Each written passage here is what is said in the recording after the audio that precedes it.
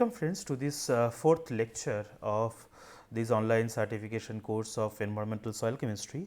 And in this week we are basically talking about the retention of pollutants onto the soil solid phase.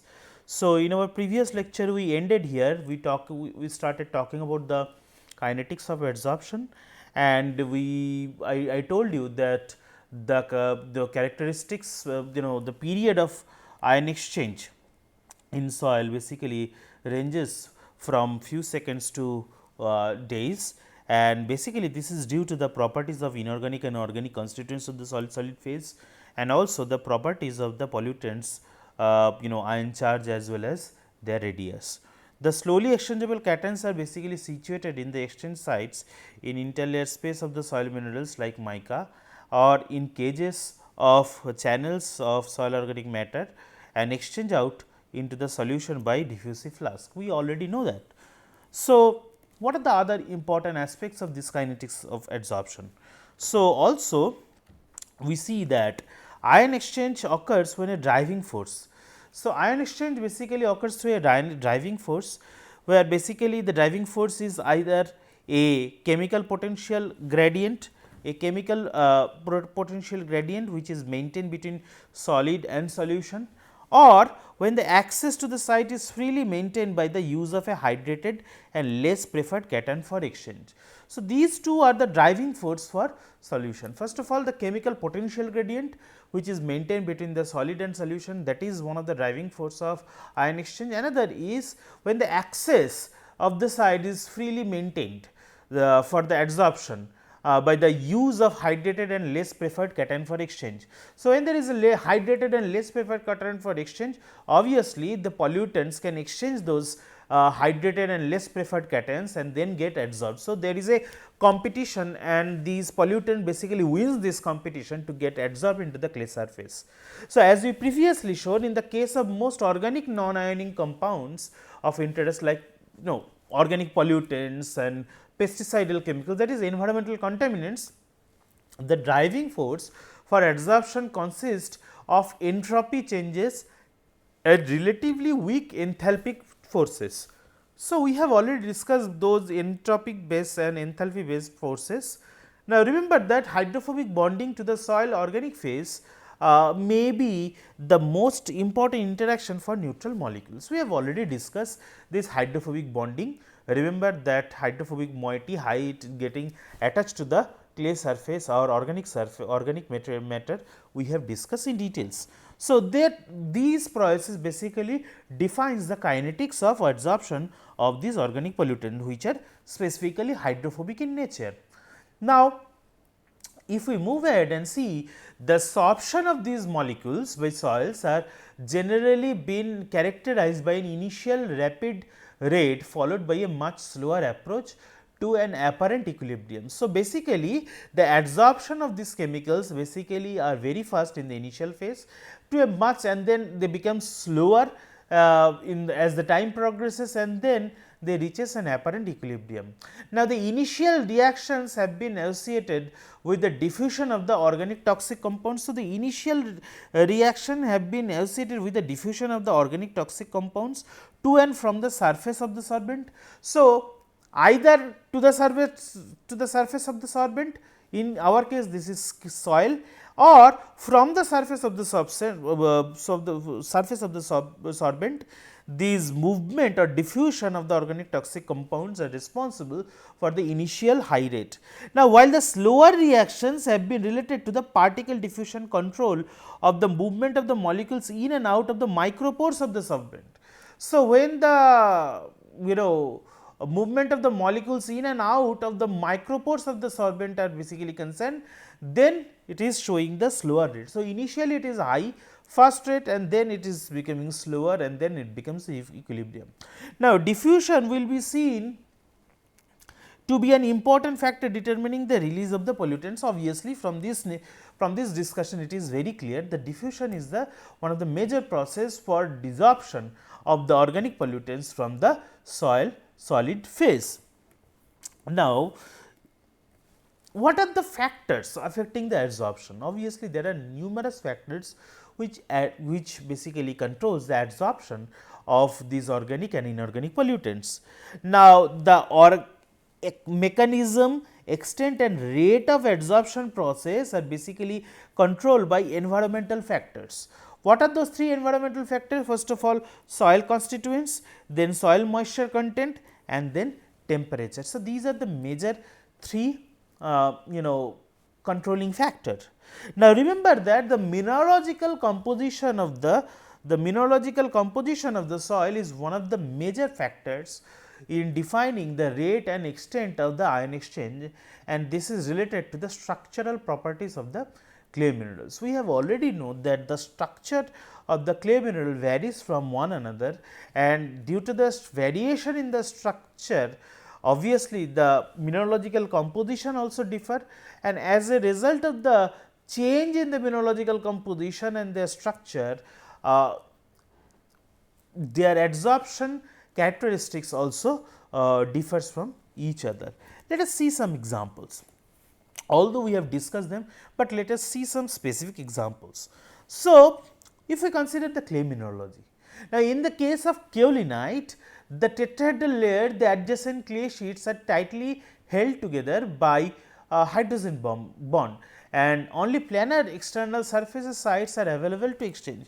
So, what we can see here, this is a kaolinite structure, and the interparticle sites are basically there is almost nil interlayer distance. So, basically due to the presence of hydrogen bonding, as a result of that, the only planar external surfaces sites are available for exchange. So, here these planar external sites are available for different types of exchange of different pollutants. So, this is you can see here the structure or specific structure of the clay mineralogy is affecting or controlling the sites where these exchange reactions for adsorption are occurring. Okay. Now, in case of smectite, what do you see? Specifically in case of Mont Morillonais, which is one of the most important and expanding clay mineral, we can see that clay particles are able to swell. Obviously, if there is an adequate hydration followed for a rapid passage of ion into interlayer space. We have also discussed here. So, here there are two layers. So, this is an interlayer space. In the interlayer space, this is the interlayer space is quite high. So, variable spacing you can see, and also in the high in this huge interlayer space you can see the hydrated exchangeable cations are there. Okay. So, due to the presence of this hydrogen exchanging cations also, this interlayer space is one of the major controlling factor of the adsorption of pollutants. Okay. Now, in case of vermiculite, obviously, if you remember the structure of the vermiculite which I have shown here, these vermiculite minerals is characterized by more restructured interlayer space, since the region between the layers of the silicate is selective for certain types of cations such as potassium and ammonium. So, this is also region between the interlayer is basically can be occupied by certain elements, certain cations like potassium, like magnesium, like ammonium. So, you can see one thing, that clay mineralogy takes an important part in the determining the rate and the species of the pollutants which are getting adsorbed in different sites. In case of kaolinite, it is totally external sites. However, in case of vermiculite, in case of Mont Morillonais, the sites are more or less internal in nature. So, obviously, due to the presence of this interlayer and external layer adsorption, obviously, the reaction rates also varies from one clay mineral to another clay mineral. Okay. So,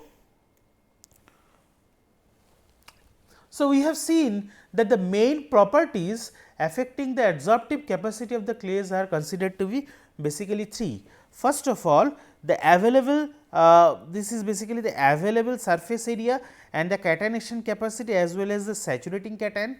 Secondly, the hydration status, it is one of the another important part, and third one the surface acidity, which is related to the two preceding properties of the clay structure. So, these two properties of the clay structure basically defines whether the nature, whether what is the nature of the surface acidity of the clay mineral.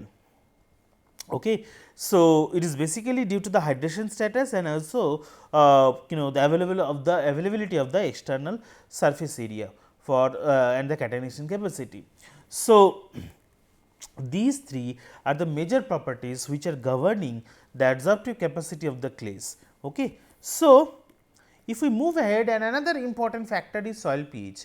Now, carboxyl and phenolic hydroxyl functional groups contribute most to the cationation capacity of the humus. Now, you know that in case of humus we have already discussed carboxyl and phenolic hydroxyl functional groups are present, and they contribute most to the cationation capacity of the humus. Now, in for example, uranic acid in polysaccharides and the acidic amino acid, for example, aspartic and glutamic acid, and carboxy terminal structure in peptides can contribute to the negative charge of the CEC, negative charge and CEC of the organic matter under appropriate pH conditions. So, negative charge and CEC of the organic matter can be contributed by uranic acid in polysaccharides and the acidic amino group, for example, aspartic acid and glutamic acid, and carboxy terminal structure in peptides. So, as a whole they show a huge amount of negative charge and consequently cationation capacity. Now, another important factor is the hysteresis factor. Now, let us first define the what is hysteresis, considering the considering the water, considering the soil water or content of the soil water. Now, this graph basically shows the soil water retention curve. So, hysteresis, what is hysteresis? Hysteresis in soil is basically defined as the difference in the relationship between the water content of the soil and the corresponding water potential obtained under wetting and drying process. So, basically we have seen that if we put the suction in the in the x axis and degree of saturation in the y axis, and there are two curves we can see, one is for wetting, during the wetting we will see one curve, and during the drying we will see another curve.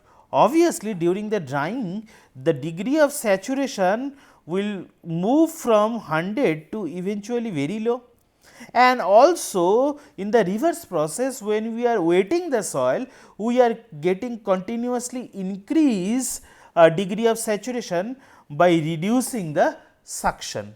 So, by reducing the suction we are getting continuously higher degree of saturation.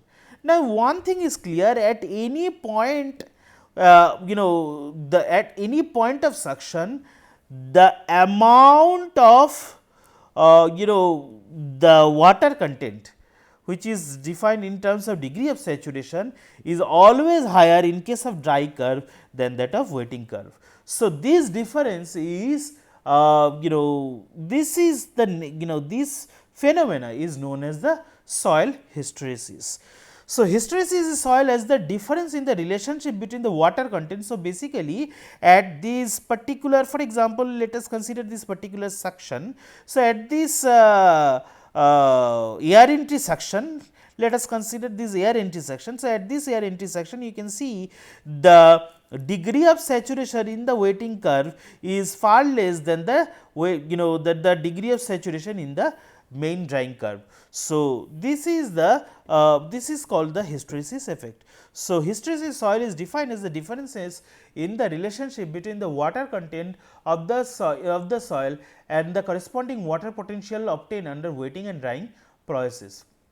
So, the relationship between soil water content and the soil water potential.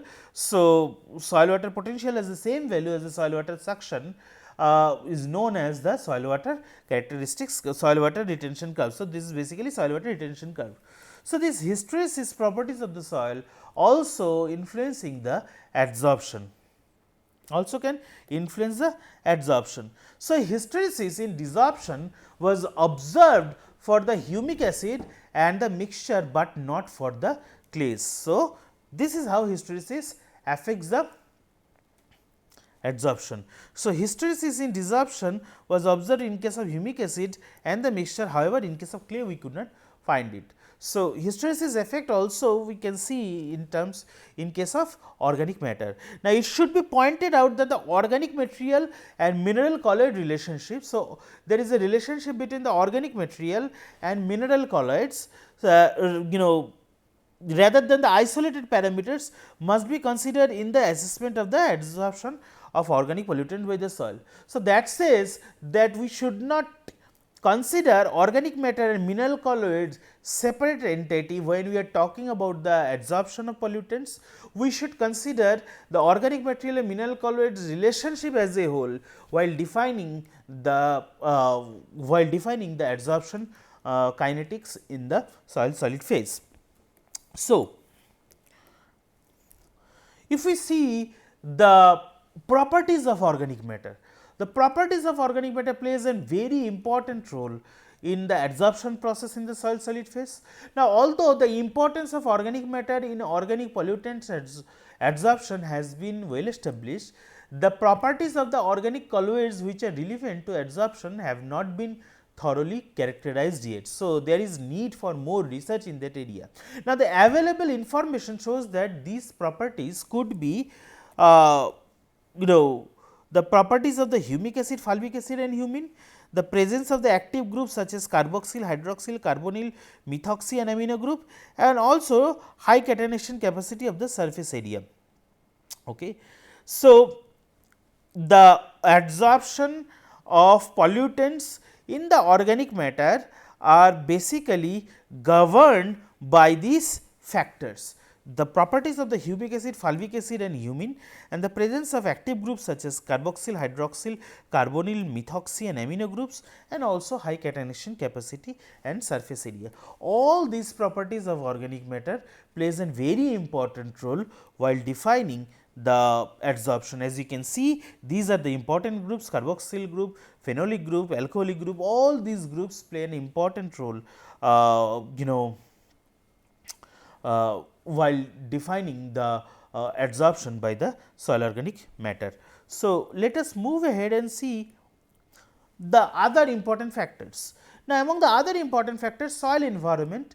Now, in addition to the properties of the soil component, the soil environment influences the distribution of synthetic organic chemicals among the soil phases, and the environment of a specific soil is determined not only by its intrinsic properties, but also by external factors, especially climatic condition and agricultural practices, and these factors affect the extent and timing of changes in the soil environment.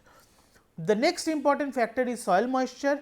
Now, pesticides are usually transported to the adsorbing surface by water, and the moisture content determine the accessibility of the adsorption sites, and water affects the surface properties of the adsorbent.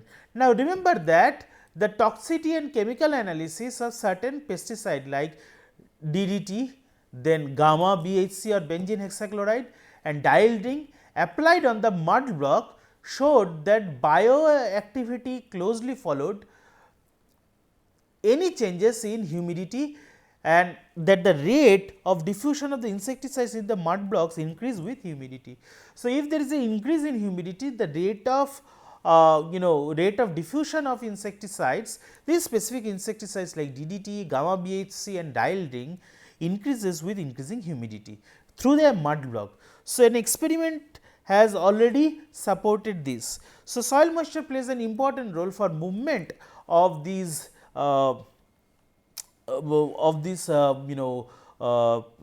toxic pesticides, and the insecticides solved were reactivated by increased moisture content. So, they have also seen that it can be increased, that insecticides solved were reactivated by increasing the moisture content, and the explanation for this behavior, that there is competition for adsorption site between the water and these non-ionic pesticides.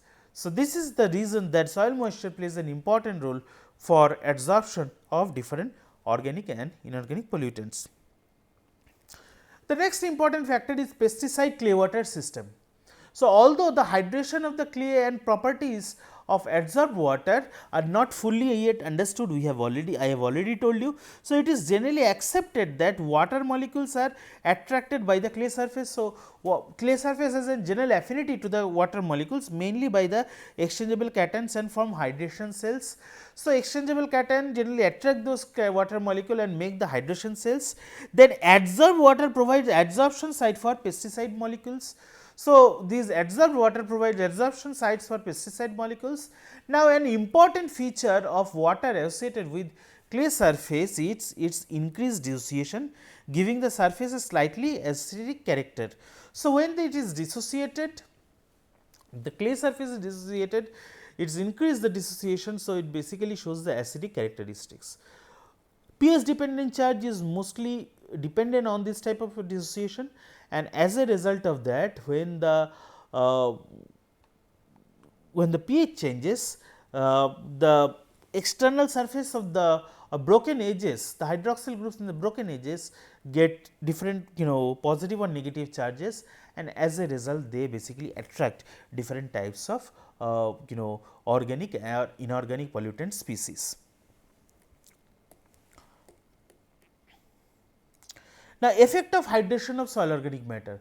It has been suggested that hydration influences the molecular shape of humic substances and thus the accessibility of the pesticide. Now, remember that strong, sometimes irreversible retention of pesticide by hydrated humic substance could be explained by the penetration and trapping of the pesticides into the internal structure of the soil and humic substances. So, sometimes these toxic humic substance penetrate into the structure of the organic matter and get there trapped, and as a result of that these the process is irreversible, they cannot come out. At low moisture content, the hydrophobic portion of the organic matter structures could bind hydrophobic non-ionic pesticides. We have already seen this before. The next important factor is soil temperature. Now, remember, as the adsorption process are exothermic, that is temperature producing, when some reaction occurs. So, if that reaction generates some heat, that is exothermic reaction. Now, as the adsorption processes are exothermic in nature, changes in soil temperature could have a direct effect on the phase distribution of the pesticide. Now, adsorption usually increases as the temperature decreases, and desorption is favored by increasing temperature. The temperature could indirectly influence adsorption by its effect on pesticide water interaction. Now, the adsorption temperature relationship reflects not only the influence of energy on the adsorption process, but also the change in solubility of the adsorbate, because solubility is a property which changes drastically with the temperature. Remember that the change in activity in solution are important, as the difference between the activity in solution and the adsorbent is the driving force in the adsorption process. So, temperature plays an important role in the adsorption of organic and inorganic pollutants into the solid solids. Now, let us talk about another important thing, that is called non-adsorptive retention. Now, in the non-adsorptive retention, it basically shows the processes, these processes. So, non-adsorptive retention of the processes which have been somewhat neglected until now. So far we focused only on adsorptive retention process. So, non-adsorptive retention processes are neglected until now, despite the fact that they provide important mechanism for pollutant retention in the soil medium. Now, it basically depends on two important processes. One is called pollutant precipitation and the second one is called the trapping. So, we will discuss both of them. So, we will start first with the pollutant precipitation. So, pollutant precipitation, if adsorption was defined as a net accumulation at an interface, precipitation can be defined as a accumulation of a substance to form a new bulk solid phase. So, this is the difference. The adsorption is basically a net accumulation at an interface. However, precipitation can be defined as an accumulation of a substance to form a new bulk solid phase. So, in case of precipitation, there is a formation of new bulk solid phase. Now, Sposito in 1984 defined the process, showed that both these concepts imply a loss of material from an aqueous solution. So, basically this precipitation or adsorption, both of them are occurring from the cations or anions which are basically present in the solution. So, both of these concepts imply a loss of material from the aqueous solution phase, but one of them is inherently two dimensional. So, obviously, the adsorption is two dimensional and the other are inherently three dimensional. এখানটা একটুখানি কাট করবেন, ঠিক আছে? পেনটা পড়ে গেছে, একটু দাঁড়ান।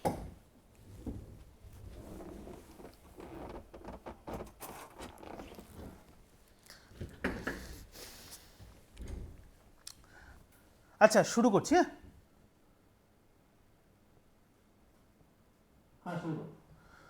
so if you consider the pollutant precipitation, so if adsorption was defined as a net accumulation at an interface, precipitation can be defined as an accumulation of a substance to form a new bulk solid phase. So, obviously, you can see that in case of adsorption, it is only a accumulation at an interface. However, in case of precipitation, it occurs as a formation of a new bulk solid phase. Now, the scientist Sposito has defined this process and showed that both of these concepts imply a loss of material from an aqueous solution phase, because all these ions are basically present in aqueous solution phase, and from there they get either adsorbed or they get precipitated in a new bulk solid phase. However, this adsorption process is two dimensional and the precipitation process is inherently three dimensional in nature, because it is forming a new bulk solid phase. So, this is the difference between these two. Now, so the precipitation is never complete, obviously. The precipitation is never complete, and the precipitation have their own solubility products, obviously, and thus ions are always present in supernatant liquid. So, precipitation cannot be completed, it always goes on, and the ions have their precipitators have their own solubility product, and thus the ions are always present in the supernatant liquid which is present. Now, heavy and transition metals are present as hydrated ions in water at neutral pH values, and at this stage they behave like acid due to the water molecule dissociation in the hydration shell of the cation. So, they basically these neutral and these heavy these heavy and transition metals are present as hydrated cations, and due to the dissociation of the hydration cells of these cations, they behave as a behave like acids. Now, the acidity of hydrated cation depends on the pKa values which is presented in this table. You can see now we have already defined the pKa value, it is a negative logarithm of Ka value. So, lower the pKa value means higher the acidity. So, we can see from the data from this table that the lower pKa value of the metal, the lower will be the pH. So, here you can see the Fe3 plus has the lowest pKa value among all these. So, the lower pKa value of the metal, the lower will be the pH at which precipitation takes place. So, obviously, their precipitation will takes place at lower pH, since they have lower pKa value, that means they are more acidic in nature. So, this is an example of non-adsorptive retention. So, let us wrap up our lecture here. In the last lecture, that means it is the 5th lecture, we will be talking more about some of the examples of organic and inorganic pollutants adsorption, and also we will be talking about the trapping of pollutants in details. So, let us wrap up this lecture here. If you find any difficulty, just let me know, send me an email, and I will be more than happy to answer your queries. Thank you very much. Let us meet in our last and next lecture. Thank you.